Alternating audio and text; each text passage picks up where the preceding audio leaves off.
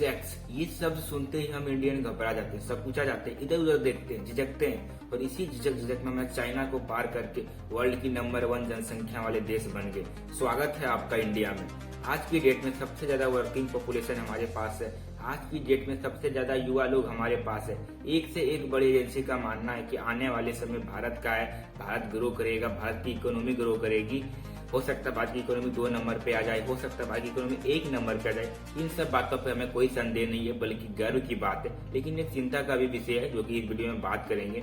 इतने सारे लोगों को रोजगार कैसे देंगे, हमारा हेल्थ का क्या होगा, एजुकेशन का क्या होगा, हमारे इंफ्रास्ट्रक्चर का क्या होगा, हमारा अर्बेनाइजेशन का क्या होगा। चाइना ने कैसे अपने पॉपुलेशन के दम पर पूरे विश्व को जीता था, क्या वो मौका भारत के पास है? अगर भारत के पास वो मौका है तो भारत कौन कौन से काम कर रहे हैं, तो इस वीडियो में बात करेंगे चाइना की, इंडिया की और इंडिया की ग्रोथ की, और इंडिया की ग्रोथ में आने वाले चैलेंजेस की। तो करते ही स्टार्ट। जय माता दी।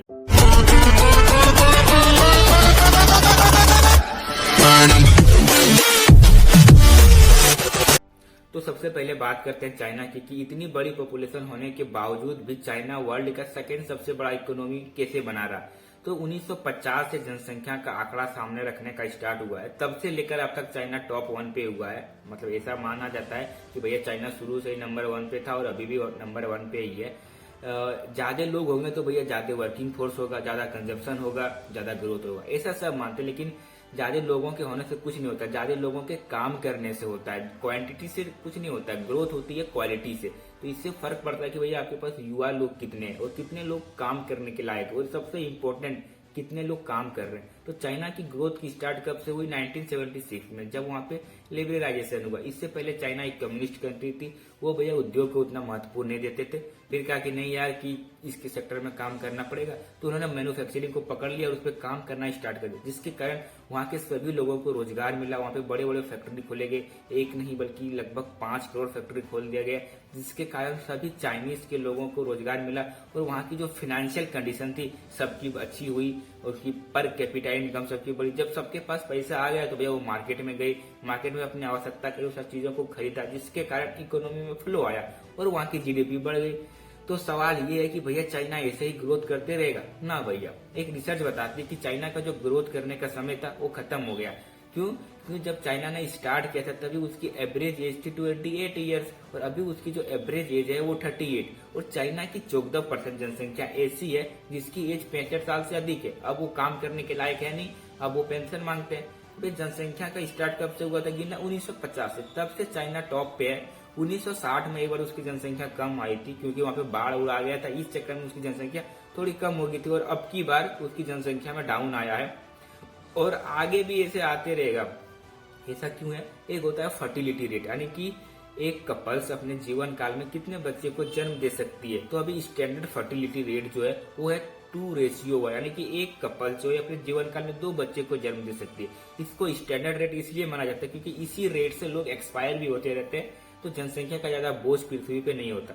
लेकिन अभी जो करंट चाइना की फर्टिलिटी रेट है वो है 1.18, मतलब भैया बहुत कम। यानी कि आज से 70-75 साल बाद, अभी 2023 चल रहा है, तो 21 साल में चाइना की जो आबादी होगी वो भारत से आधी हो जाएगी, और भारत की आबादी चाइना से डबल हो जाएगी। क्योंकि चाइना का जो इकोनॉमी में तो पता नहीं, लेकिन जनसंख्या में बहुत ज्यादा कंट्रोल है। तो भैया चाइना लिबरलाइज कब हुआ? 1976 में। हम कब हुए? 1991 में। यानी कि चाइना से 15 साल पीछे हम है। यानी कि चाइना जहां था 15 साल पहले, आज हम वहीं पे खड़े हैं।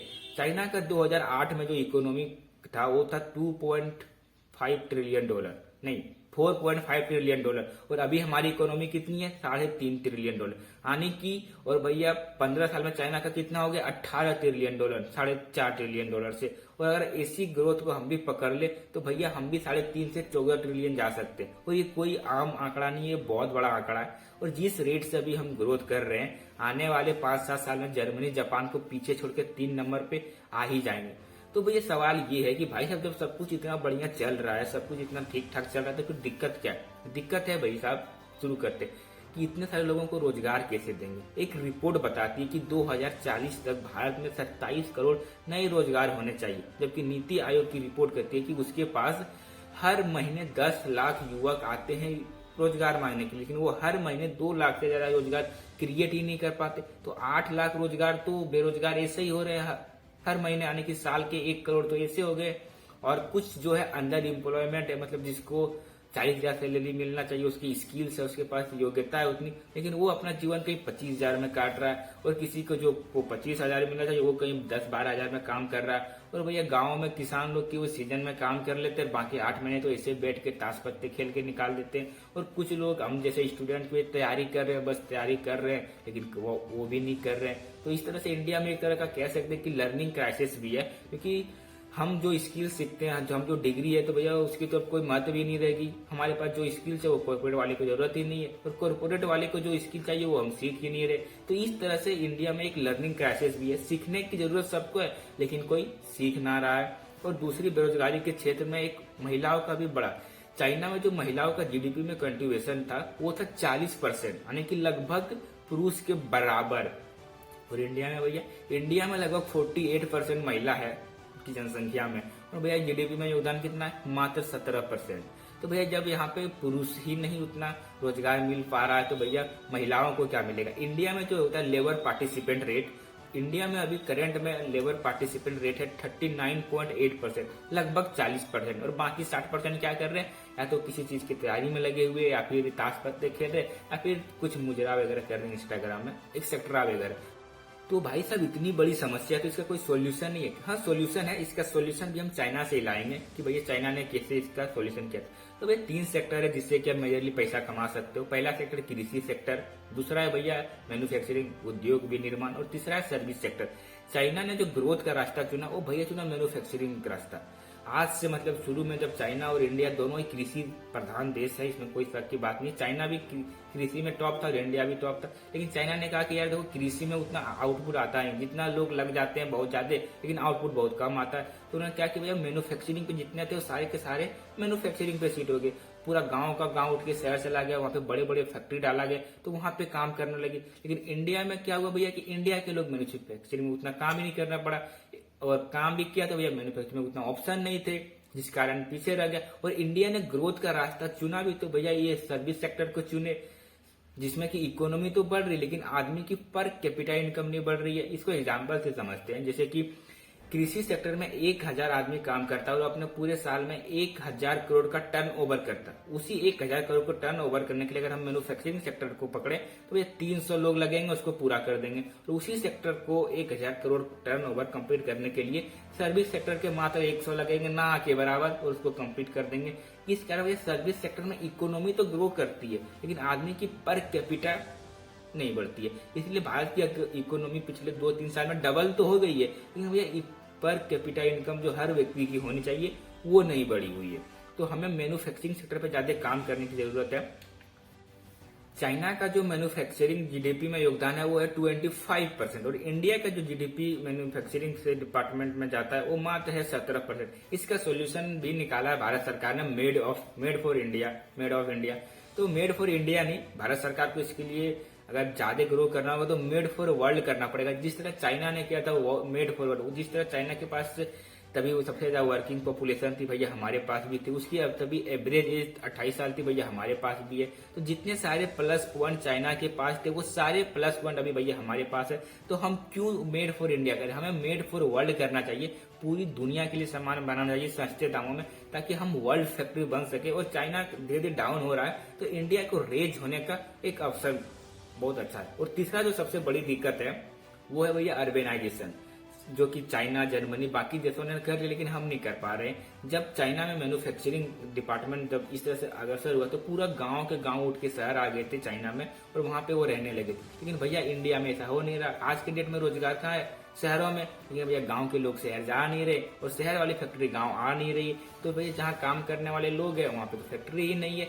तो भारत सरकार हो जो भी सेक्टर में, वो मैन्युफैक्चरिंग के साथ साथ इस तरह का इन्वायरमेंट भी उत्पन्न करना चाहिए कि भैया गांव में कम से कम उसके डिस्ट्रिक्ट में उस तरह का फैक्ट्री डालना चाहिए, ताकि वहां के लोगों को रोजगार मिल सके, वहां पे वो जा सके और काम कर सके, ताकि उनकी पर कैपिटा इनकम बढ़े, वो अपने जरूरत की चीजों पे मार्केट में खर्च करे, ताकि इकोनॉमी में एक फ्लो आए।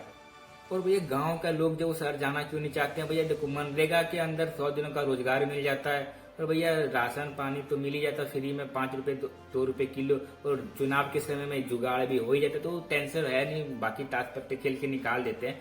तो ऐसा इन्वायरमेंट बना हुआ है, तो इस इन्वायरमेंट को चेंज करना होगा भारत सरकार को, ताकि मैन्युफैक्चरिंग पे वो ज्यादा से ज्यादा काम करेगा, इस तरह का इन्वायरमेंट करेगा, तो भैया इंडिया का real GDP, real per capita income सबके पास आएगी, तब रियल ग्रोथ होगी।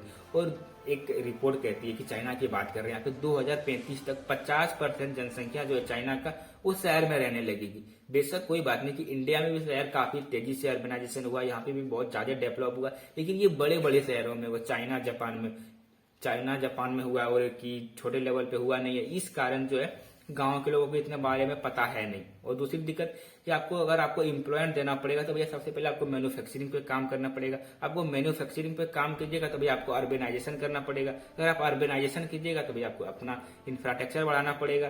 तो सारा एक दूसरे से कनेक्टेड है। ऐसा नहीं है कि भारत में कोई काम नहीं हुआ, भारत में बहुत बड़े बड़े काम है, सैल्यूट है उनके कामों को। यहाँ पे रोड नेटवर्क बहुत अच्छा है कि दुनिया का दूसरा सबसे बड़ा रोड नेटवर्क भारत के पास है।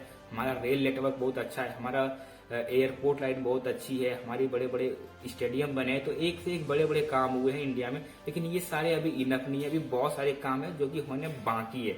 तो भारत सरकार इस पर काम भी कर रही है और जीडीपी को इस तरह से ग्रोथ कर। तो ये था, जनसंख्या बढ़ रही है हमारी, चाइना से ज्यादा हो चुकी है, और इसके लिए भारत सरकार बहुत प्रयास कर रही है कि इसको नियंत्रण किया जाए और मैन्युफैक्चरिंग पे ज्यादा काम किया जाए सर्विस सेक्टर के तुलना में। क्योंकि सर्विस सेक्टर में ज्यादा लोग काम करते नहीं, क्योंकि वहाँ पे ज्यादा लोगों को आवश्यकता नहीं होती है, और जीडीपी तो भैया अपनी इकोनॉमी बढ़ती रहती है। तो इस वीडियो में इतना ही। धन्यवाद।